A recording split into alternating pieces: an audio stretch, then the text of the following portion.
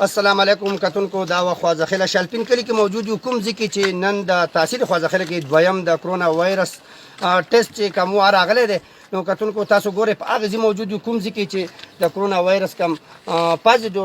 ټیسټ راغلی دی هغه دلته په هغه سپاټ باندې موجود یو تاسو کیمرې په سترګه ګورئ چې زموږ سره دلته کې کوم پولیس چې دي هغه دلته موجود دي هغه ځینې چې دي بالکل هغه کور چې هغه غیر چاپیره سیل کړی دی په هغې پولیس باقاعده ولاړ دي ډیوټي کوي او کتونکو دغه شانتې که وګورئ نو د محکمه صحت د طرف نه ډاکټران راغلي ډاکټرانو ټیم راغلی هغه هم دلته او دغه شانتې ټایمې خوځخېلو ټول سټاف راغلی فایر بریګیډ راغلی دا لارې کوڅې څونه چې دی په اوبو وویشتلې نو کتونکو دعا به کوو چې څونه کسان د دې مرض نه متاثره شوي دي چې الله پاک هغو له روغ صحت ورکړي او دغه شانتې به نور څونه خلک چې دي زموږ دا پروګرام ګوري هغو ته هم دا اپیل کوو چې دا کرونا وایرس نه چې څونه کسان متاثره دي په خوازخېله کې دي په دې ملک دننه دي بهر دي الله پاک هغو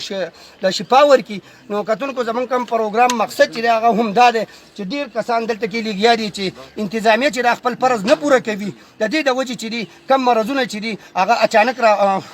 ښکاره کېږي په علاقو کې دا غریز علاقې دي ډېر غریبانان خلک دی دا دې ته ډېر سخت تکلیف دی او هم دغه هم وایي چې کم ځای ته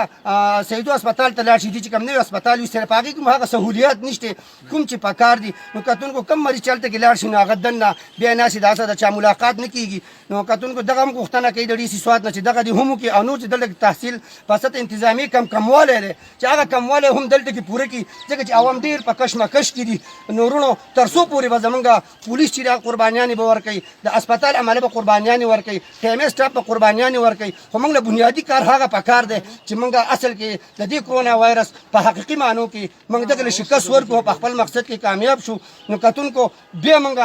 د شالپین په هغه سپاټ ولاړو تاسو ګورئ چې کوم ځای کې کیس دغه شی پازیټیو راغلی دی د هغو دلته کې کور بالکل سیل دی نو راځئ چې ټول مسلمانان په اتفاق سره دغه دعا وکړو چې الله پاک دله هم او نور څومره کسان دي هغو له صحت ورکړي هغو له شفا ورکړي چې موږ د دې ملک چې دی دا مزید د دې کرونا وبا نه بچ شي